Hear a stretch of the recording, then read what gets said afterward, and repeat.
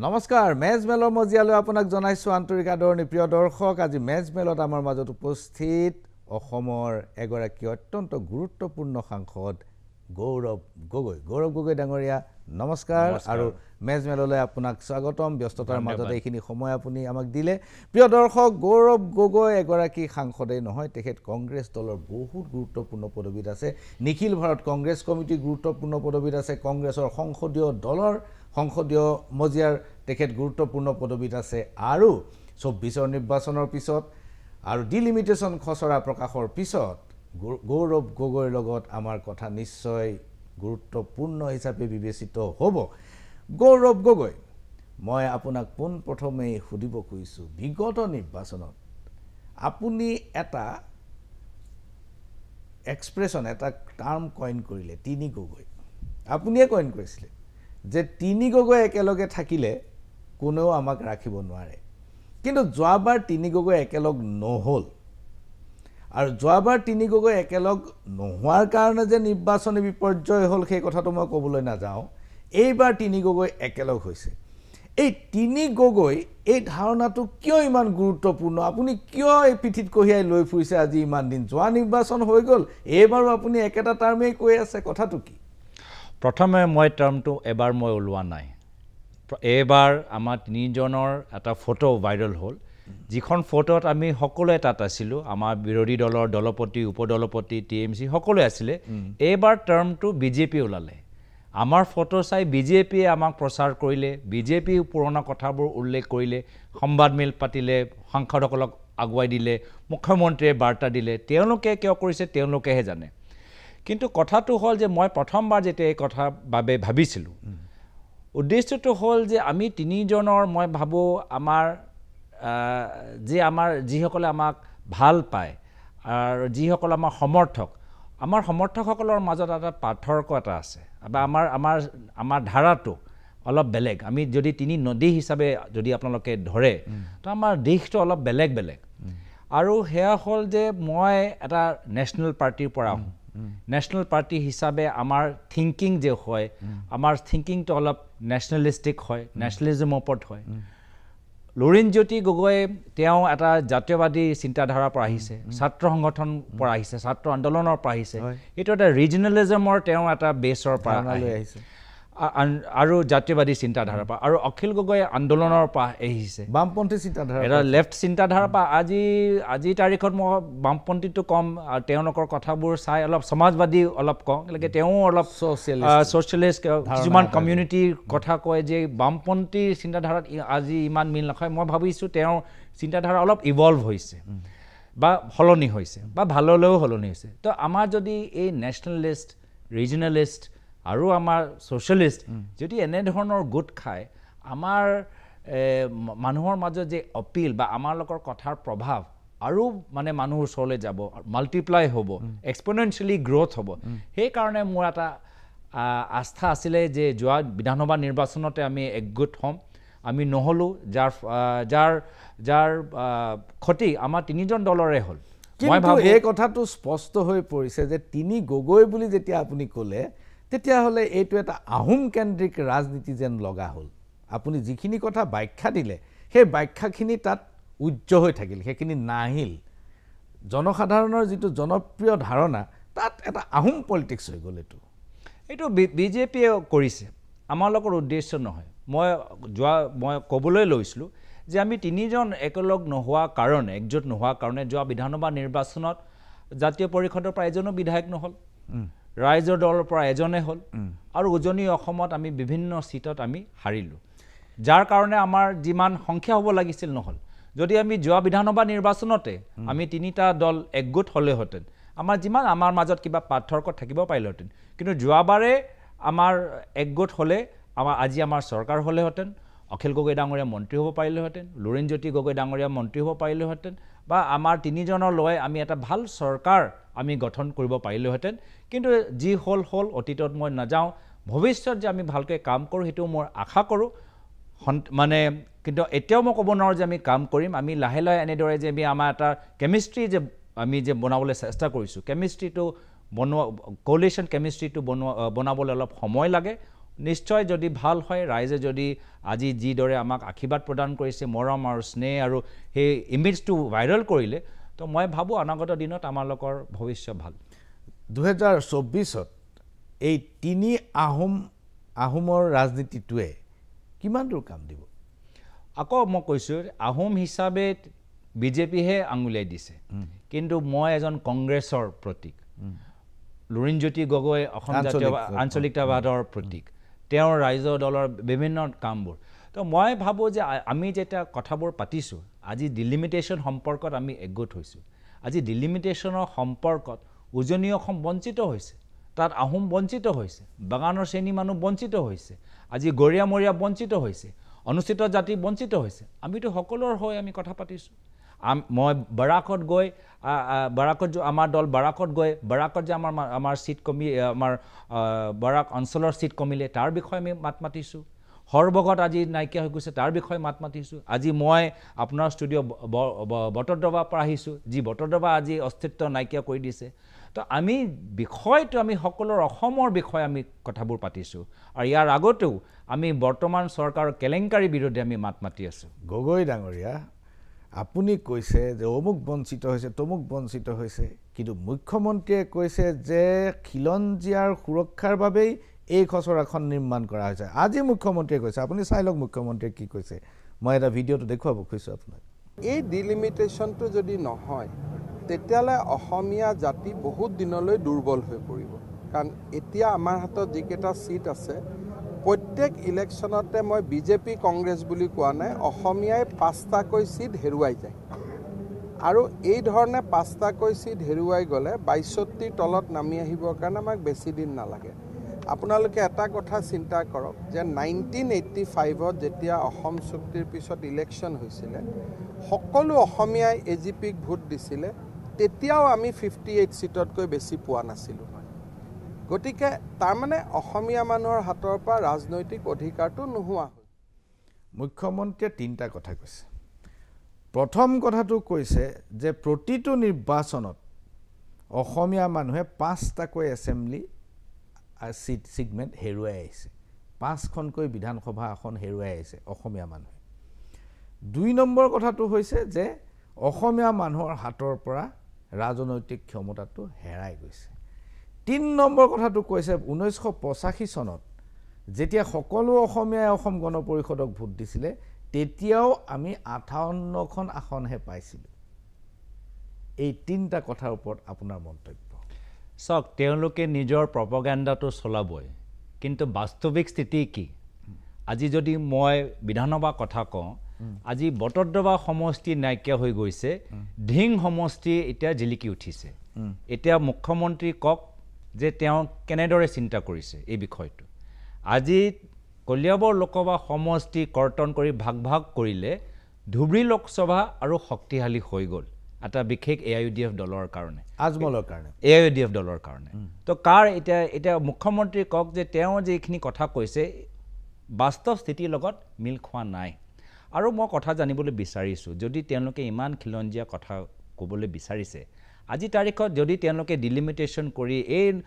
2001 চনৰ সেন্সাস মতে যাবলৈ বিচাৰিছে তো তাৰ মানে তেওঁলোকে কি NRC যে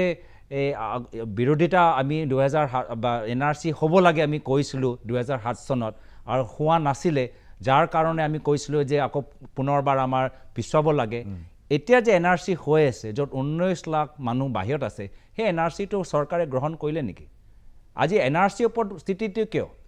গতিকে যোৱাবাৰ ডিলিমিটেশ্যন NRC নোহোৱাৰ কাৰণে আমি নকৰিলোঁ এইবাৰ যদি তেওঁলোকে কৰি গৈ আছে আগবাঢ়ি গৈছে ডিলিমিটেশ্যনলৈ তাৰমানে NRC তেওঁলোকে একচেপ্ট কৰিলে সেইটো কৈ দিয়ক মুখ্যমন্ত্ৰীয়ে যে এইটো NRC এইটো আমাক আৰু ক'বলৈ নাই এইটো NRC লৈ আমি সন্তুষ্ট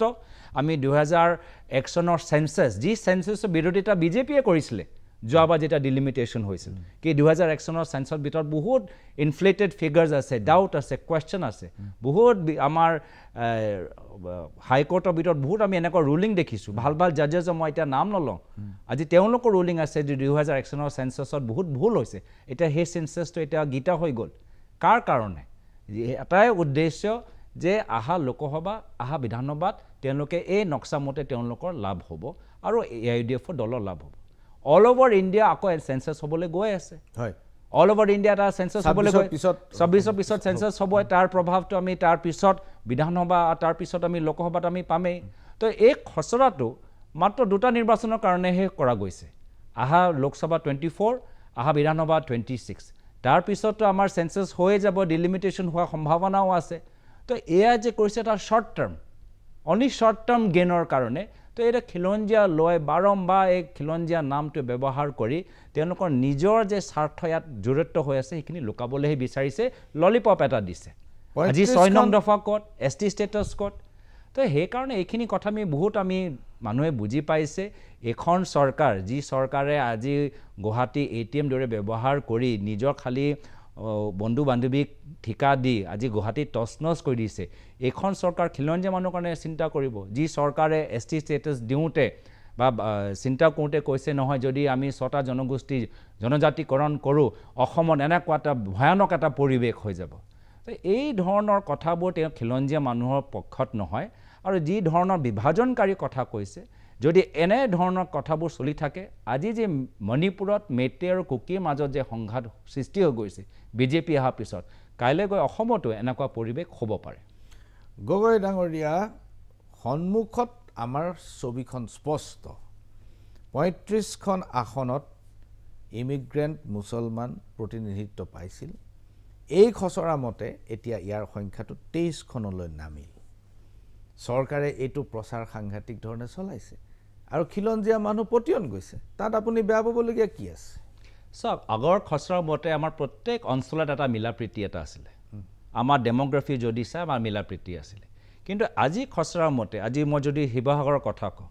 আজি শিৱসাগৰত প্ৰতিখন সমষ্টিত আহোম মানুহ অলপ আছিলে এটা গোটেই আহোম মানুহবোৰ লৈ এটা সমষ্টিত ঠেলি দিয়া গৈছে আগতে আমাৰ উজনি অসমত অনুষ্ঠিত জাতিৰ কাৰণে ৰিজাৰ্ভ সিট আছিলে আমি যেতিয়া কংগ্ৰেছৰ নতুন খচৰা আমি প্ৰপ'জাল দিছিলোঁ তেতিয়াও উজনি অসমত এটা SC সিট ৰিজাৰ্ভ কৰা গৈছিলে নৰ্থ ৱেষ্ট যোৰহাটৰ নামত আজি হেতু দেৰগাঁও যেটো এতিয়া দেৰগাঁও যে আছিলে আমাৰ 2000 আজি SC হৈ আছে SC আজি নাই আৰু আমাৰ দিনত যেতিয়া আমি প্ৰপ'জাল দিছিলোঁ তেতিয়া নৰ্থ ৱেষ্ট যোৰহাট হিচাপে এটা নতুন সমষ্টি গঠন কৰি হেতু আমি SC ৰিজাৰ্ভ কৰিছোঁ আজি SC টো উঠাই দিছে তাৰপিছত আজি বৰাকত আজি তেওঁলোকৰ সিট কমাই দিছে তো সেইকাৰণে মই কৈছোঁ এইখিনি যে কথা বাস্তৱিক কথা এইখিনি আজি মানুহে যে প্ৰতিবাদ কৰিছে কিয় কৰিছে আয়াতটো খালি কংগ্ৰেছে প্ৰতিবাদ কৰা নাই আজি মানুহে নিজে দেখা পাইছে যে এখন বিজেপিৰ ভিতৰত এছাম বিজেপি সোমাই গৈছে যিসকল পুৰণা বিজেপিৰ সভাপতিসকলৰ সিট আজি বিলুপ্তি কৰি দিছে বেহালি আজি বিলুপ্তি মানে SC কৰি ৰঞ্জিত দত্তৰ আজি তেওঁৰ ৰাজনৈতিক চিন্তাত পৰিছে বিজেপি যাৰ সভাপতি সিদ্ধাৰ্থ ভট্টাচাৰ্য ডাঙৰীয়া যিজনৰ সন্মুখত বৰ্তমানৰ মুখ্যমন্ত্ৰী আটুকাৰী বিজেপি যোগদান কৰিছিলে আজি তেওঁৰ সিটটো সকলোৱে জানে ক'ত একদম ডাঙৰ প্ৰশ্ন এটা চিন লাগি গৈছে তো মানুহবোৰ গম পাইছে এই যে প্ৰপগেণ্ডা কোনোৱে আজি প্ৰপগেণ্ডাৰ ওপৰত বিশ্বাস কৰা নাই মাত্ৰ নিজৰ তেওঁলোকে কিছুমান মানুহক বাছি ৰাখিছে আৰু সেই তেওঁলোকক ভাল এটা সুবিধা মাত্ৰ দুটা নিৰ্বাচনৰ কাৰণে দিছে ধন্যবাদ গগৈ ডাঙৰীয়া এইখিনিতে লৈছোঁ ক্ষণিক সময়ৰ বাণিজ্যিক বিৰতি চাই থাকক মেজমেল বিৰতিৰ পাছত পুনৰ ঘূৰি আহিছোঁ মেজমেললৈ মেজমেলত আজি আমাৰ মাজত উপস্থিত সাংসদ গৌৰৱ গগৈ বিৰতিৰ পূৰ্বে আমি আলোচনা কৰিছিলোঁ এই ডিলিমিটেশ্যনৰ খচৰা প্ৰসংগত ডিলিমিটেশ্যনৰ খচৰা প্ৰসংগত আপোনালোকৰ আপত্তি মই বুজি পাইছোঁ কিন্তু আপোনাৰ এটা ব্যক্তিগত বৰ ডাঙৰ ক্ষতি হৈছে কলিয়াবৰ সমষ্টিটো 1 নম্বৰ কাজিৰঙা হ'ল 2 নম্বৰ কলিয়াবৰ সমষ্টিৰ পৰা 3টা এনেকুৱা সমষ্টি ওলাই গ'ল নগাঁৱত তাক জাপি দিয়া হ'ল 4টা সমষ্টি জাপি দিয়া হ'ল যিকেইটা সমষ্টিত আপোনালোকৰ আধিপত্য আছে আৰু 3টা এনেকুৱা সমষ্টি কাজিৰঙালৈ লৈ অহা হ'ল যিকেইটাত বিজেপিৰ প্ৰতিনিধিত্ব আছে এতিয়া দুটা কথা ঘটনাটোক আপুনি কি ধৰণে গ্ৰহণ কৰিছে 1 নম্বৰ আৰু 2 নম্বৰ কথা আপুনি এতিয়া কোনটো সমষ্টিত প্ৰতিনিধিত্ব কৰিব বা প্ৰতিদ্বন্দ্বিতা কৰিব প্ৰথমটো মই প্ৰসাদ হিচাপে লৈছোঁ চৰকাৰৰ ফালৰ পৰা উপহাৰ নিশ্চয় মই চৰকাৰক কিবা এটা বিপদত পেলাইছোঁ বা ইটিকিং কৰিছোঁ বা তেওঁলোকৰ কাৰণে প্ৰত্যাহ্বান হিচাপে প্ৰমাণ হৈছোঁ যাৰ কাৰণে আজি নিৰ্বাচনী আয়োগ লগত লৈ মাত্ৰ এটা কলিয়াবৰ লোকসভা সমষ্টি এনেকৈ ভাগ ভাগ কৰিছে য'ত যোৰহাটত কৰা নাই, ডিব্ৰুগড়ত কৰা নাই, শোণিতপুৰত কৰা নাই, লখিমপুৰত কৰা নাই, আজি ইয়াতো আমি এনেকুৱা আমি দেখা পাইছোঁ। তো সেইটোৱে মানে নিজৰ এটা সফলতা হিচাপে মই গ্ৰহণ কৰিছোঁ কি 10 বছৰ ভিতৰতে এই মহান বিজেপি ডাবল ইঞ্জিন শক্তিশালী কেন্দ্ৰীয় মন্ত্ৰী অমিত শ্বাহ যথেষ্ট শক্তিশালী নিজকে প্ৰমাণ কৰিবলৈ বিচাৰে, অসমৰ মুখ্যমন্ত্ৰী, কেন্দ্ৰীয় নিৰ্বাচনী আয়োগ লগত লৈ এটা লোকসভা সমষ্টি এনেদৰে ভাগ ভাগ কৰিবলৈ বিচাৰিছে। ইয়াৰ আপুনি নিজে গৌৰৱ অনুভৱ কৰিছে যে আপুনি এটা শক্তিশালী এজন নেতা হিচাপে ইতিমধ্যে প্ৰতিষ্ঠা লাভ কৰিছে। গৌৰৱ শব্দটো মই নকওঁ, কিন্তু মই অনুভৱ কৰিছোঁ। আচ্ছা, যে অনুভৱ কৰিছোঁ যে যদি প্ৰত্যেক লোকসভা সমষ্টি এনেদৰে হাল সলনি হ'লেহেঁতেন তেতিয়াহ'লে বেলেগ আছে, তেতিয়া নিৰপেক্ষ হ'লেহেঁতেন। কিন্তু এটা মানুহে নিজে কৈছে এইখন খচৰা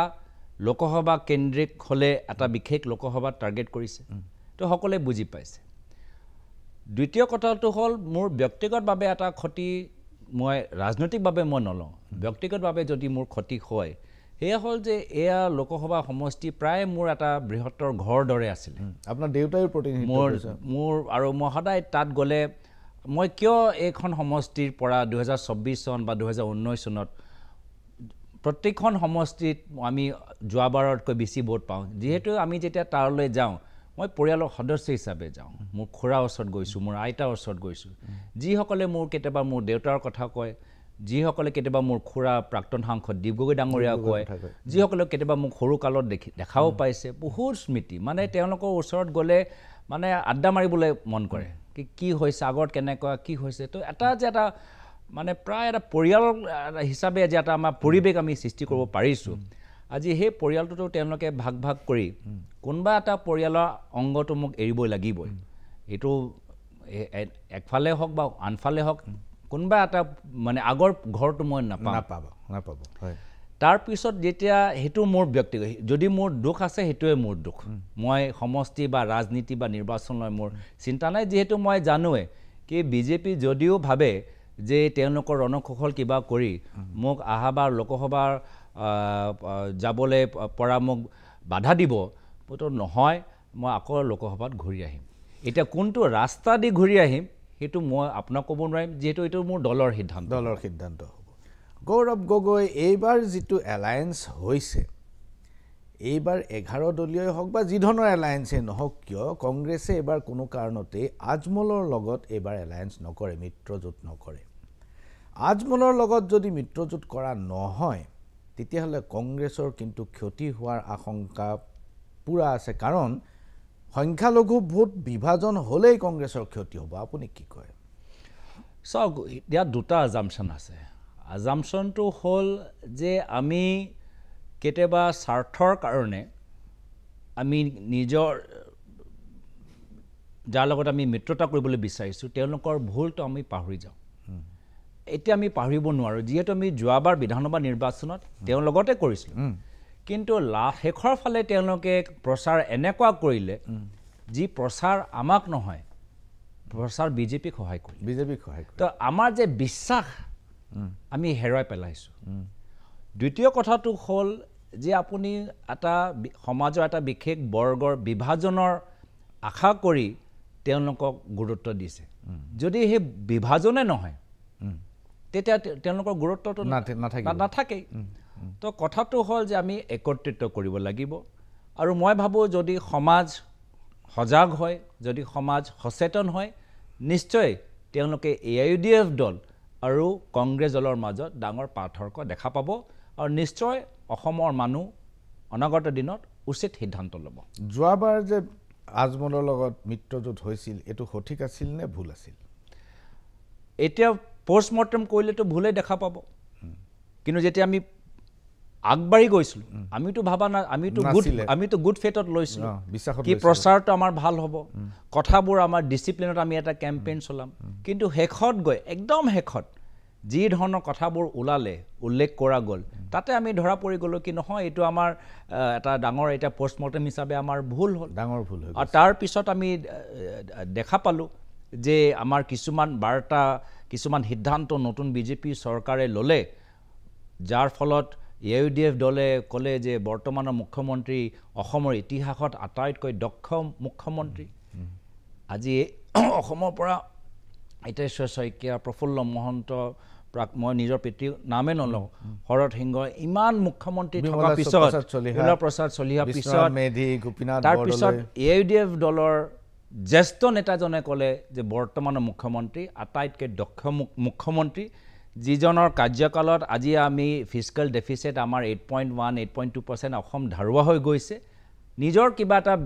ব্যৱসায়ৰ কাৰণে কিবা এটা সুবিধা পালে তাৰ কাৰণে এনেকুৱা নিজৰ আদৰ্শ বা নিজৰ ভোট বেংকটো পাহৰি গৈছে তো এটা পোষ্টমৰ্টেমত আমি গম পাইছোঁ সেইকাৰণে আমি সেই ভুলটো আকৌ কৰিবলৈ বিচাৰোঁ এই কথাটো বাৰম্বাৰ শুনি থকা হয় আৰু কৈছেও এখন জাননী আছেও যে খাচী গছৰ ব্যৱসায়টো মুকলি কৰি দিয়াৰ পিছতেই আজমলে তেওঁৰ গোটেই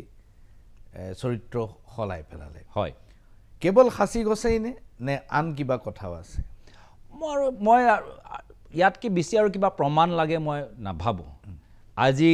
এটা ইণ্টাৰভিউ ভাইৰেল হৈ গৈছিলে য'ত আমাৰ অসমৰ মুখ্যমন্ত্ৰী নিজে ক'লে যে মোকতো আজমল ডাঙৰীয়া মুখ্যমন্ত্ৰী হোৱাটো বিচাৰে হ'ব পাৰে এয়া কিবা চুক্তি আগতেই হৈ গৈছিলে নেকি কি যদি তেওঁ মুখ্যমন্ত্ৰী হয় খাচী গছৰ ক্ষেত্ৰত চৰকাৰে তেওঁক ৰেহাই দিব আজমলৰ ব্যৱসায় আৰু ভাল হ'ব পাৰে এইটো চুক্তি আগতে আছে কিন্তু নিৰ্বাচনৰ আগতে এই ইণ্টাৰভিউ মুখ্যমন্ত্ৰী লালন টপৰ এটা চেনেলত তেওঁ কৈছিল তো সেইকাৰণে ইয়াতকৈ আৰু বেছি হ'ব পাৰে হ'বও পাৰে নহ'বও পাৰে কিন্তু ৰাইজে প্ৰমাণ পাই গ'ল আৰু ৰাইজে আৰু প্ৰমাণ নিবিচাৰে এতিয়া আমাৰ কথাটো হ'ল যে তেওঁলোকে নিজৰ ৰাজনীতি কৰি থাকিব তেওঁলোকে মুকলিভাৱে হওক বা গোপনভাৱে হওক তেওঁলোকৰ নিজৰ ৰাজনীতি কৰি থাকিব আমি কি কৰিম আজিৰ তাৰিখত অসমৰ অৰ্থনৈতিক সমস্যা আছে আজিৰ তাৰিখত অসমত আমাৰ খেতিয়কসকলৰ সমস্যা আছে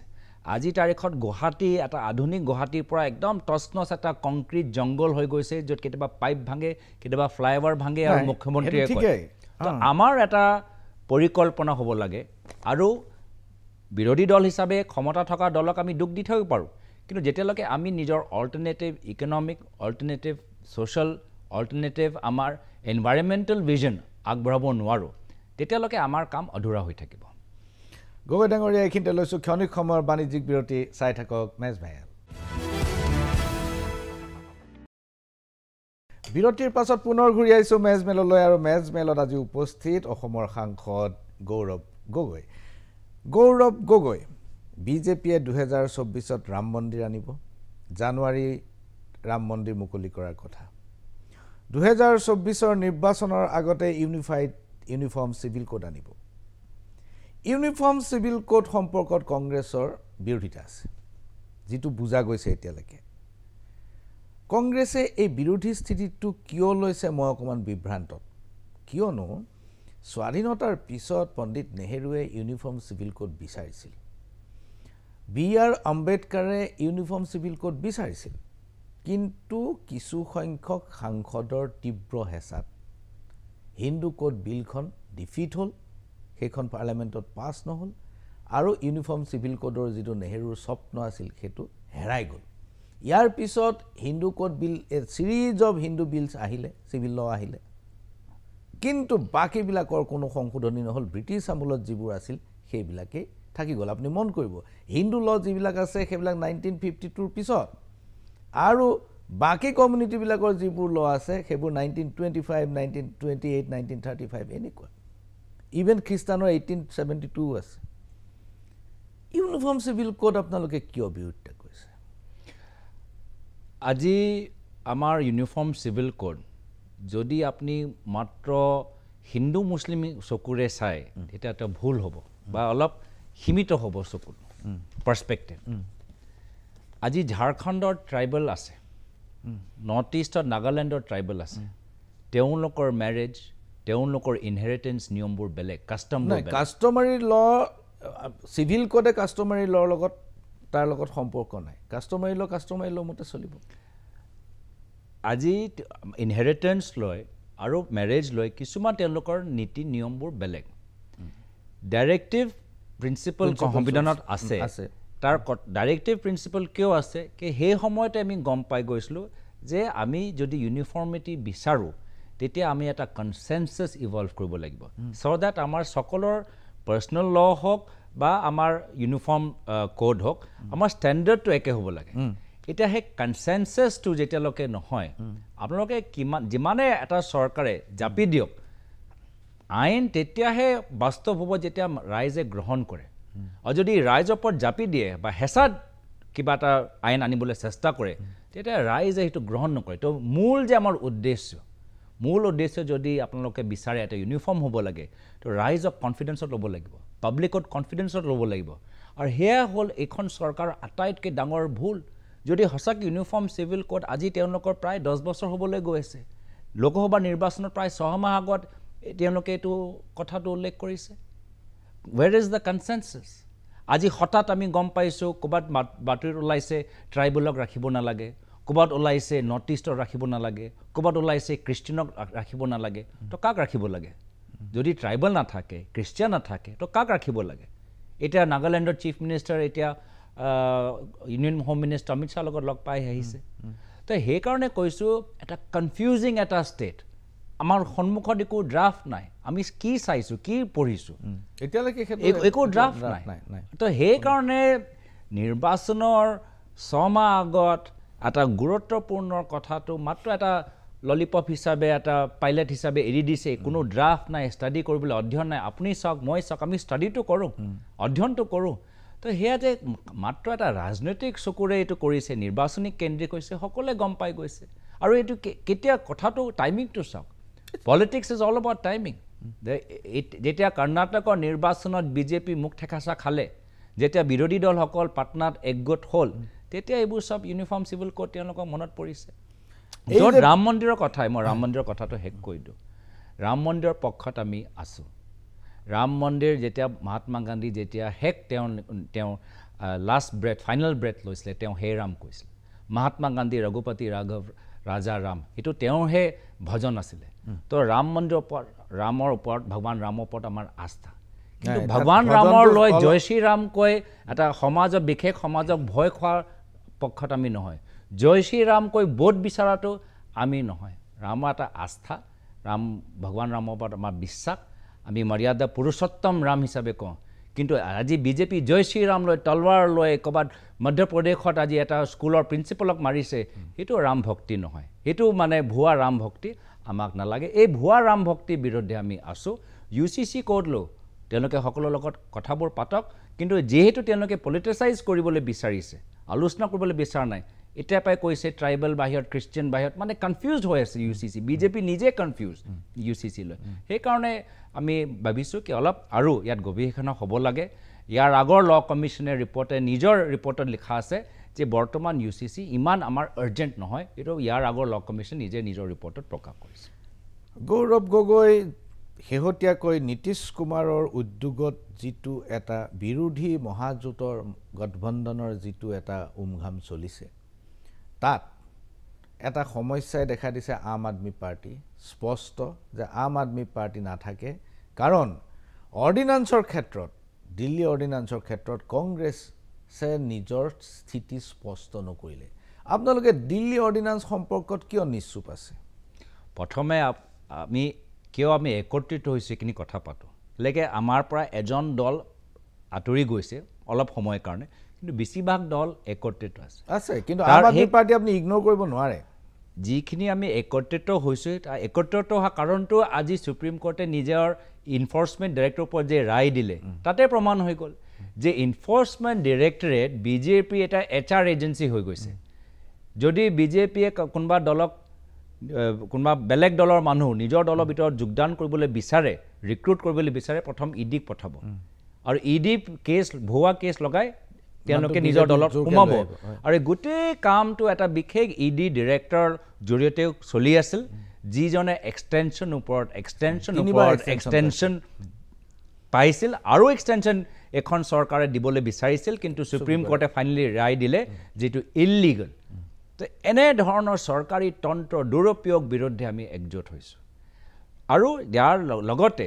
যদি ইয়াত এটা দলে কিবা এটা বিষয় লৈ আজি অলপ আঁতৰত আছে সেইটো স্বাভাৱিক কথা আমি এতিয়া কেমিষ্ট্ৰি যে আমাৰ এটা কলিউশ্যন কেমিষ্ট্ৰি বনাবলৈ বিচাৰিছোঁ ইয়াত কেতিয়াবা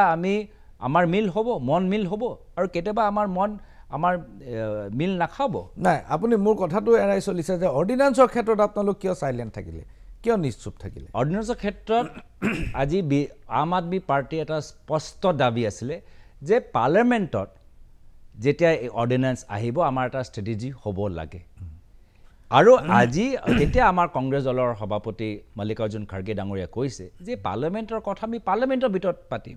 আজি আমি 2024 চনৰ লোকসভাৰ কথাবোৰ আমি পাতি আছোঁ বহুত কথা আজি আমি পাৰ্লিয়ামেণ্টৰ আম আদমি লিডাৰো আছে TMC লিডাৰো আছে কিন্তু আজি আমি পাৰ্টি দলৰ নেতৃত্বৰ লগত পাতিছোঁ হেমন্ত সোৰেনৰ লগত পাতিছোঁ আজি আমি মমতা বেনাৰ্জী ডাঙৰীয়াৰ লগত পাতিছোঁ ভূপেশ বাঘেল ডাঙৰীয়াৰ লগত পাতিছোঁ তো আজি আমাৰ এই মঞ্চটো আমাৰ ডাঙৰ এটা মঞ্চ পাৰ্লিয়ামেণ্টৰ কথা আমি পাৰ্লিয়ামেণ্টত পাতি থাকিম সেইখিনিয়ে কথা কংগ্ৰেছ দলে সেই সময়ত কৈছিলে কিন্তু অৰবিন্দ কেজৰিৱালে কৈছে যে অৰ্ডিনেন্স সম্পৰ্কত কংগ্ৰেছ দলৰ সাইলেন্সটো নীৰৱতাটো তেওঁলোকে গ্ৰহণ কৰিব পৰা নাই আৰু সেইকাৰণে এই মৰ্চাত তেওঁলোক থকাটো অসম্ভৱ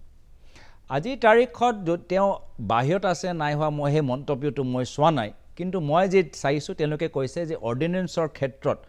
তেওঁলোকে এতিয়াও চাই আছে কি কংগ্ৰেছৰ কি স্থিতি ল'ব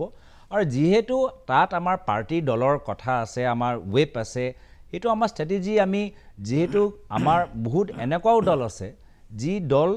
আজি আমাৰ সেই পাটনা মিটিঙত নাই পিছত আহিব হয়তো পিছত আহিব পাৰে কিন্তু আমি কিছুমান দলক আমি পাৰ্লিয়ামেণ্টত আমি গোপনভাৱে তেওঁলোকৰ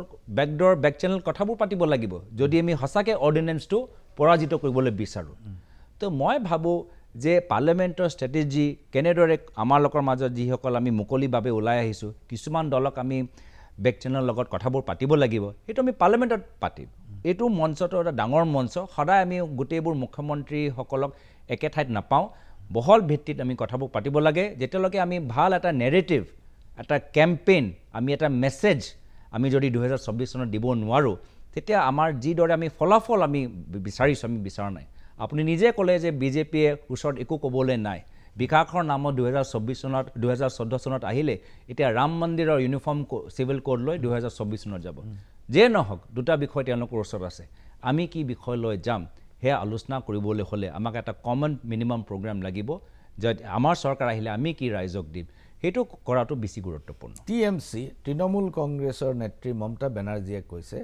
যে কংগ্ৰেছে মোক কণ্টেষ্ট কৰিব নালাগিব মোক প্ৰতিদ্বন্দ্বিতা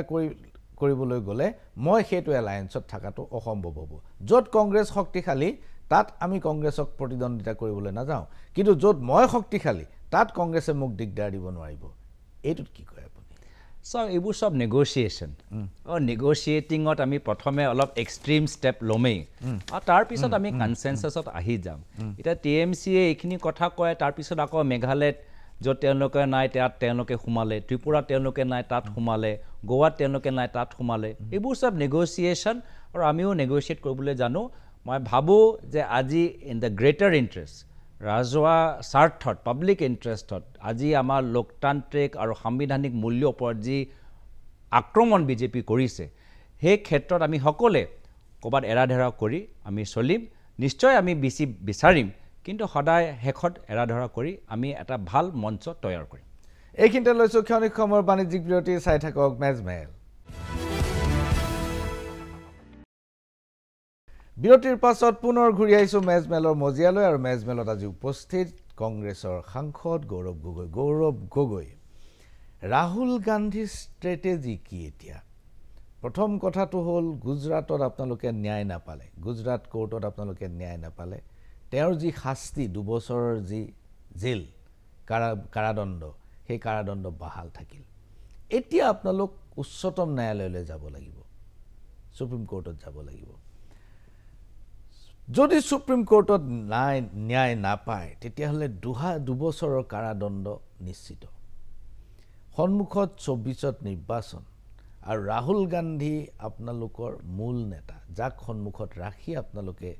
নিৰ্বাচন খেলিব 2 বছৰ মানুহজন জেলত গ'লে আপোনালোকৰ লাভ হ'ব নে লোকচান হ'ব প্ৰথম যদি বিজেপিয়ে ৰাহুল গান্ধী ডাঙৰীয়াক জেললৈ পঠাবলৈ বিচাৰে আজি তাৰিখত ৰাহুল গান্ধী ডাঙৰীয়া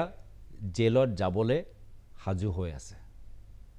এই বিষয়টো কেতিয়া আৰম্ভ হ'ল এই বিষয়টো তেতিয়া আৰম্ভ হ'ল যেতিয়া হিডেনবাৰ্গ ৰিপৰ্ট ওলাই প্ৰধানমন্ত্ৰী মোদী ডাঙৰীয়া আৰু আদানীৰ মাজত ঘনিষ্ঠ সম্পৰ্ক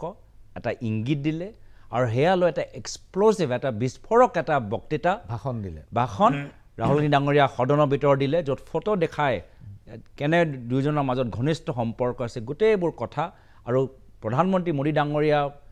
দেশৰ প্ৰধানমন্ত্ৰী হৈ যোৱাৰ পিছত আদানীৰ কেনেদৰে সম্পত্তি বাঢ়ি গৈছে সেইখিনি কথা প্ৰমাণ কৰাৰ পিছত বিজেপি উত্তৰত আজি তেওঁ এই এটা ভুৱা কেছ লৈ আজি তেওঁক ডিছকোৱালিফাই কৰিছে এতিয়া আপুনিও ডেফমেশ্যন কেছ কিমান আপোনালোকে যুঁজিছে এজন সাংবাদিকে কিমান ডেফমেশ্যন কেছ আপোনালোকে যুঁজিছে নিজৰ ইতিহাসত কিমান ডেফমেশ্যন কেছ আপোনালোকে দেখিছে মই এতিয়া হিচাপটো দিওঁ মই 22টা ডিফেমেশ্যন কেছ ইতিমধ্যেই শেষ কৰিছোঁ 8টা বৰ্তমান চলি আছে মোৰ পুৰণি কাগজ আৰু টেলিভিশ্যন চেনেলকে ধৰি এটাতো মোৰ জেল জৰিমনা হোৱা নাই সেইটোৱে কৈছোঁ মই ইমান আপোনালোকে ডেফমেশ্যন অসমৰ আমাৰ জ্যেষ্ঠ সাংবাদিকসকলে যিমান ডেফমেশ্যন কেছ কোনটো ডেফমেশ্যন কেছত 2 বছৰ মেক্সিমাম পেনাল্টি দিয়া গৈছে আপোনালোকক কওকচোন তো এইটো গোটেই এটা পলিটিকেল এটা মটিভেটেড বিকজ ৰাহুল গান্ধী আদানী আৰু মোদী ডাঙৰীয়াৰ সম্পৰ্কটো এক্সপ'জ কৰিলে কিন্তু এয়ালৈ ৰাহুল গান্ধী ডাঙৰীয়াক যদি ক্ষতি তেওঁলোকে ভাবিছে কৰিব এইটো নহয় আজি ৰাহুল গান্ধী ডাঙৰীয়াৰ আজি he is a new man আৰু তেওঁৰ মানুহৰ মাজত যি এটা কানেক্ট হৈ গৈছে এটা নতুন কানেক্ট মইতো আগৰ পৰাই পাই আছিলোঁ এইজন ব্যক্তি তেওঁক আগৰ পৰাই মই এইখন ছবি যে আজি ৰাইজে লাহে লাহে দেখি পাইছে মই আগৰ পৰাই পাইছোঁ আৰু মোৰ পিতৃ মোৰ প্ৰয়াত প্ৰাক্তন মুখ্যমন্ত্ৰী তৰুণ গগৈদেৱটো আগতেই কৈ দিছিলে তেওঁতো ইমান দূৰদৰ্শী সেই সময়তে কৈ দিছিলে যে ৰাহুল গান্ধী ডাঙৰীয়া তোমাৰ মাজত এটা গুণ আছে যাৰ কাৰণে বিজেপিয়ে পইচা লগাই তোমাৰ ছবিটো বদনাম কৰিবলৈ বিচাৰিছে ডিফেম কৰিবলৈ বিচাৰিছে আজি যদি কোনোবা ডিফেম সঁচাকৈ হৈছে তো ৰাহুল গান্ধী ডাঙৰীয়া ডিফেম হৈছে বিজেপি কি কথা লৈ আজি তেওঁক অপমানিত কৰা নাই প্ৰধানমন্ত্ৰী মোদী ডাঙৰীয়া কংগ্ৰেছৰ বিধৱা কৈ কাক তেওঁ টাৰ্গেট কৰিছে কওকচোন প্ৰধানমন্ত্ৰী মোদী ডাঙৰীয়া 50 কৰোৰ কি গাৰ্লফ্ৰেণ্ড লৈ কাক টাৰ্গেট কৰিছিলে কওকচোন আজি যদি কোনোবা ডিফেম হৈছে এই ডিফেম হৈছে ৰাহুল গান্ধী ডাঙৰীয়া তথাপিও এইখিনি কেছ চলি থাকিব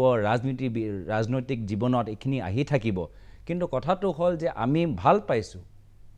যে কংগ্ৰেছৰ কিছু যুৱক নেতাসকল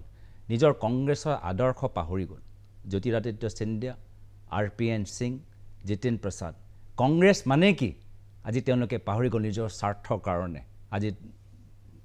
বিজেপিত যোগদান কৰি মন্ত্ৰী হৈছে কিন্তু ৰাহুল গান্ধী ডাঙৰীয়া কংগ্ৰেছৰ নৱপ্ৰজন্ম সেই জেনেৰেশ্যনৰ নেতাসকলৰ মাজত কেতিয়াও নিজৰ আদৰ্শ কংগ্ৰেছ মানে কি what is it mean to be a congressman পাহৰা নাই এণ্ড সেই যে অথেণ্টিচিটি চিনচিয়াৰিটি আৰু যদি বলিদান কৰিব লাগে ছেক্ৰিফাইচ কৰিবলৈ যে সাজু আছে দ্যাট ইজ এ ট্ৰু কংগ্ৰেছমেন আৰু সেইটো থাকিলে যেতিয়ালৈকে আমাক কংগ্ৰেছক এজন ট্ৰু কংগ্ৰেছমেন লিড কৰি থাকে কংগ্ৰেছৰ ভৱিষ্যত ভাল কংগ্ৰেছৰ বহুতো নেতাই ভাবে যে ৰাহুল গান্ধী যদি এই মুহূৰ্তত কাৰাবন্দী হয় জেললৈ যায় তেনেহ'লে কংগ্ৰেছৰ নিৰ্বাচনত বহুত লাভ হ'ব আপুনি কি কয় মই এইবোৰ চব কথা মই শুনি পোৱা নাই মই যি শুনি পাইছোঁ সকলোৱে কৈছে যে ৰাহুল গান্ধী ডাঙৰীয়া ভাৰত জোড়ো যাত্ৰা এটা ঐতিহাসিক যাত্ৰা আৰু যি যাত্ৰালৈ মাত্ৰ ভাৰতৰ ভিতৰত নহয় আজি আন্তঃৰাষ্ট্ৰীয় পৰ্যায়ত চৰ্চা চলিছে আজি কেম্ব্ৰিজ ইউনিভাৰ্চিটি বিচাৰিছে নিমন্ত্ৰণ জনাইছে ৰাহুল গান্ধী ডাঙৰীয়া কওক আপুনি এটা যাত্ৰা লৈ আজি সমগ্ৰ পৃথিৱীত ইমান ঘৃণাৰ এটা বাতাবৰণ তাৰ মাজত আপুনি এতিয়া দুটা সামান্য মৰম স্নেহ সম্প্ৰীতি ভাইচাৰা প্ৰেম এই দুটা বাৰ্তা লৈ এটা যাত্ৰা কৰি কিমান আপুনি সফল হৈছে এইখিনি কথা আজি ৰাহুল গান্ধী ডাঙৰীয়াৰ পৰা জানিবলৈ বিচাৰিছে because all over India all over the world আজি পলাৰাইজেশ্যন অফ পলিটিক্স ইমান মানে পপুলাৰ হৈ গৈছে যিহেতু আজি তাৰিখত কিবা এটা পৰিৱেশ আছে ছ'চিয়েল মিডিয়াই কওক বা মেইন ষ্ট্ৰীম মিডিয়া আগৰ দৰে নাই বা কৰ্পৰেট বেক মিডিয়া আজি এনেকুৱা এটা পৰিৱেশত ৰাহুল গান্ধী ডাঙৰীয়াৰ আজি মাত্ৰ ভাৰতৰ ভিতৰত নহয় গোটেই পৃথিৱীৰ এটা প্ৰতীক হৈছে এটা যাত্ৰাৰ জৰিয়তে আমি নিজৰ মাজত বিভাজন হ'বলৈ নিদিওঁ আমি সকলোৱে একজোট হওঁ তো সেই যে ৰাইজক মনত পেলাই দিছে যে what is it mean to be an Indian আজি ভাৰত জোড়ো যাত্ৰা মোৰ মতে এটা ডিস্কভাৰী অফ ইণ্ডিয়াৰ যাত্ৰা আছিলে আৰু সেইটোৱে আমাক আহা 2024 চনত মানুহক বুজাব লাগিব কি নিজৰ দেশ নিজৰ ভাৰত দেশ য'ত তোমালোকে জন্ম হ'লা য'ত তোমালোকে ডাঙৰ হ'লা সেই দেশটো তোমালোকে মনত পেলোৱা আৰু সেই দেশটো তোমালোকে ঘূৰাই নিবলৈ চেষ্টা কৰা সেই দেশ ওপৰত আজি আক্ৰমণ চলি আছে তোমালোকৰ যি সৰুকালত যি এটা পৰিৱেশ পাইছিলা সেই পৰিৱেশটো আজি ধ্বংস কৰিবলৈ বিচাৰিছে আহক আমি সকলোৱে আহি পুনৰবাৰ স্বতন্ত্ৰ আন্দোলনৰ জৰিয়তে আমি নিজৰ ভাৰতক স্বতন্ত্ৰ কৰিবলৈ চেষ্টা কৰোঁ বিৰতিৰ পাছত পুনৰ ঘূৰি আহিছোঁ মেজমেললৈ আৰু মেজমেলত আজি উপস্থিত অসমৰ সাংসদ গৌৰৱ গগৈ আপোনালোক যেতিয়াই পাটনাত একেলগ হ'ল তাৰ এদিন পাছতেই মহাৰাষ্ট্ৰত শাৰদ পাৱাৰক দুভাগ কৰি পেলালে শাৰদ পাৱাৰ ইমান এটা শক্তিশালী স্তম্ভ ভাৰতৰ ৰাজনীতিত তেওঁক একেবাৰে দুৰ্বল কৰি পেলোৱা হ'ল বিজেপিৰ হাতত বহুত কায়দা আছে যিবিলাক কায়দাৰে তেওঁলোকে আন শক্তিবিলাকক দুৰ্বল কৰিব পাৰে ২৪ৰ আগত তেনেকুৱা বহুত ঘটনা ঘটিব আপোনালোক কেনেদৰে সাজু তাৰ বাবে চাওক আজি শিৱসেনাক প্ৰথমে তেওঁলোকে ভাগ কৰিলে শিৱসেনাৰ উদ্ধৱ ঠাকৰে ডাঙৰীয়া মুখ্যমন্ত্ৰী আছিল প্ৰথমে তেওঁকতো বিশ্বাসঘাত কৰি মুখ্যমন্ত্ৰী হ'বলৈ নিদিলে এইটো এটা বেলেগ লাইন কি বিজেপি নিজৰ লগত থকা দলক কেনেদৰে মানে বেয়া ব্যৱহাৰ কৰে সেইটো এটা বেলেগ কথা তথাপিও শিৱসেনা তেওঁলোকে ভাগ কৰি বিজেপি দলৰ সাহস নাই যে আজি বম্বেত মিউনিচিপাল ইলেকশ্যন পাতিবলৈ এটা মিউনিচিপাল নিৰ্বাচন পাতিবলৈ তেওঁলোকৰ সাহস নাই নিজৰ চৰকাৰ আছে কিয় লেকে জানে যে হ'ব পাৰে শিৱসেনাৰ চিম্বলটো একনাথ সিন্ধে ডাঙৰীয়াৰ লগত আছে কিন্তু শিৱসেনা বোৰ্ডটো উদ্ধৱ ঠাকৰে ডাঙৰীয়াৰ লগত আছে একেৰাহে হ'ব পাৰে এনচিপিৰ পৰা কিছু বিধায়কসকল অজিত পাৱাৰ ডাঙৰীয়াৰ লগত আছে কিন্তু এনচিপি বোৰ্ডটো শৰদ পাৱাৰ ডাঙৰীয়াৰ লগত আছে মহাৰাষ্ট্ৰ নিৰ্বাচন বিধানসভা নিৰ্বাচন যেতিয়া হ'ব তেতিয়া দেখা যাব কিন্তু আজি ২০২৪ চনত লোকসভা নিৰ্বাচনত যেতিয়া ভোটৰ মেটাৰ কৰে ভোটটো এনচিপি ভোটটো ইনটেক্ট আছে শৰদ পাৱাৰ ডাঙৰীয়াৰ লগত উদ্ধৱ ঠাকৰে ডাঙৰীয়াৰ লগত শিৱসেনা ভোটটো ইনটেক্ট আছে আৰু আমি সকলোৱে মিলিজুলি আমি এটা ভাল এটা ঐক্য মঞ্চ গঢ়ি তুলিছোঁ শিৱসেনা কংগ্ৰেছ আৰু এনচিপি শাৰদ পাৱাৰ আৰু কংগ্ৰেছ নেচাৰেল এলি হ'ব পাৰে কিন্তু শিৱসেনা কেনেকৈ এতিয়া নেচাৰেল এলি বুলি আপুনি ধৰে আপুনি আগমুহূৰ্তত কৈ গ'ল কথাটো চাওক বিজেপি ভিতৰতো আগৰ বাজপেয়ী ডাঙৰীয়াৰ বিজেপি আৰু বৰ্তমান মোদী ডাঙৰীয়াৰ বিজেপিৰ মাজত ডাঙৰ পাৰ্থক্য সেইকাৰণে শিৱসেনাও আজি আমাৰ তেওঁলোকে যি ধৰণৰ ৰাজনীতি কৰে আৰু বিজেপি যিদৰে ৰাজনীতি কৰে বিশেষকৈ অমিত শ্বাহ ডাঙৰীয়া মোদী ডাঙৰীয়াৰ ৰাজনীতিৰ ভিতৰত ডাঙৰ পাৰ্থক্য আছে আৰু সেইকাৰণে আমাৰ অলপ এটা মিল এটা আছে শৰদ পাৱাৰ ডাঙৰীয়াই কৈছে য'ত অলপ মই বুজি পাওঁ মই কথাটো কি শিৱসেনাত আজি ইনক্লুজিভ হিন্দুত্ব কৰে বা ইনক্লুজিভ হিন্দু পলিটিক্স কৰে এইটো এটা পাৰ্থক্য হিন্দু ধৰ্ম লৈ এটা সকলো আৱেগ থাকিব পাৰে কিন্তু হিন্দুৰ মানে কি মই এজন মুছলিমক ঘৰটো মই বুলডোজাৰ চলাই মই ভাঙি দিম সেইটো এটা হিন্দুৰ ধৰ্মৰ আদৰ্শ কেতিয়াও হ'ব নোৱাৰে যি আজি ইউপিত কৰিবলৈ বিচাৰিছে আৰু দুৰ্ভাগ্যজনক কথা যে অসমৰ মুখ্যমন্ত্ৰী আজি দ্বিতীয় যোগী আদিত্যনাথ হ'বলৈ বিচাৰে উত্তৰ প্ৰদেশৰ যি পলিচি আছে কাউ স্লটাৰ বুলডোজাৰ আজি সেই একেবোৰ কামবোৰ আজি অসমত চলি আছে আজি অসমত আজি গভৰ্নেন্স মডেল উত্তৰ প্ৰদেশক চাই কৰা গৈছে কিমান দুৰ্ভাগ্যজনক কথা অসমৰ গভৰ্নেন্স মডেলৰ ওপৰত আপুনি কংগ্ৰেছ বা বিৰোধী পক্ষ কৈ থাকিব কিন্তু বিৰোধীৰ এজন প্ৰতিনিধি হিচাপে মই আপোনাক কওঁ যে চৰকাৰখনৰ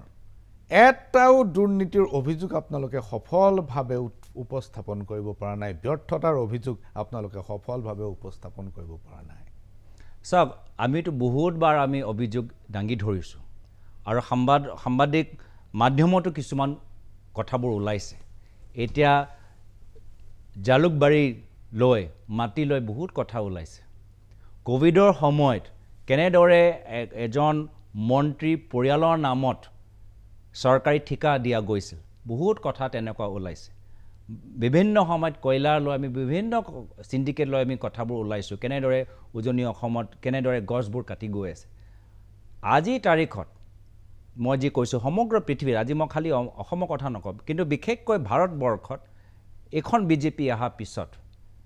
বৰ্তমান চৰকাৰৰ বিৰুদ্ধে সঁচা কথা বা তেওঁলোকৰ কেলেংকাৰী ওলোৱাটো বৰ্তমান চৰকাৰে যি ট্ৰেডিশ্যনেল মিডিয়া আছে একদম কেপচাৰ কৰি প্ৰচাৰ হ'বলৈ নিদিয়ে আৰু যদি সফলতাৰ ক্ষেত্ৰত যদি আমি ট্ৰেডিশ্যনেল মিডিয়াৰ ওপৰত আমি নিৰ্ভৰ নকৰোঁ তে সফলতা পাবলৈ টান আৰু সেইকাৰণে আজি তাৰিখত লাহে লাহে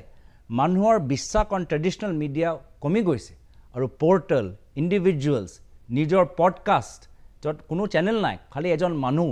সেইজন মানুহ এটা ব্ৰেণ্ড হৈ গৈছে। আৰু তাৰ ওপৰত আজি মানুহ বেছি বিশ্বাস কৰিছে। কিয়? বিকজ মেইন ষ্ট্ৰীম মিডিয়া, কিছু মেইন ষ্ট্ৰীম মিডিয়া বিভিন্ন কাৰণৰ বাবে বাস্তৱ সাংবাদিকতা কৰিবলৈ পৰা নাই। আৰু সেইকাৰণে আজিও আমি শিকিছোঁ তাৰ পৰা। যদি হয় আমি যিমান সফলতা লাভ কৰিব লাগে আমি কৰা নাই, বিকজ আমি ট্ৰেডিশ্যনেল মিডিয়াৰ ওপৰত ডিপেণ্ড কৰি আছোঁ। আমি নিউ মিডিয়াৰ ওপৰত যাব লাগিব, তেতিয়াহে গৈ আমি মানুহৰ মাজত যাম। ভাল, প্ৰত্যেক চেলেঞ্জ, প্ৰত্যেক প্ৰত্যাহ্বান is an opportunity to grow', is an opportunity to improve. আমাৰ আগতে আমাৰ ছ'চিয়েল মিডিয়া বহুত দুৰ্বল আছিলে। আজি প্ৰত্যাহ্বান যেতিয়া বিজেপি দিলে, আমাৰ ছ'চিয়েল মিডিয়া আজি বিজেপিতকৈ বেছি ভাল কৰিছে। মিডিয়া ক্ষেত্ৰতো যদিও main stream media BJP capture কৰিলে, NDTV যদি বিজেপি কেপচাৰ কৰিলে, আমি নিউ আৰু অল্টাৰনেটিভ ষ্ট্ৰেটেজি বিকল্প ইয়াৰ ওলামে। বহুত ধন্যবাদ গৌৰৱ গগৈ। 24ৰ নিৰ্বাচনৰ পূৰ্বে আপোনাক নিশ্চয় আৰু আমাৰ ষ্টুডিঅ'ৰ মজিয়াত লগ পাম। এইখিনি সহযোগিতাৰ বাবে ধন্যবাদ। থেংক ইউ, ধন্যবাদ।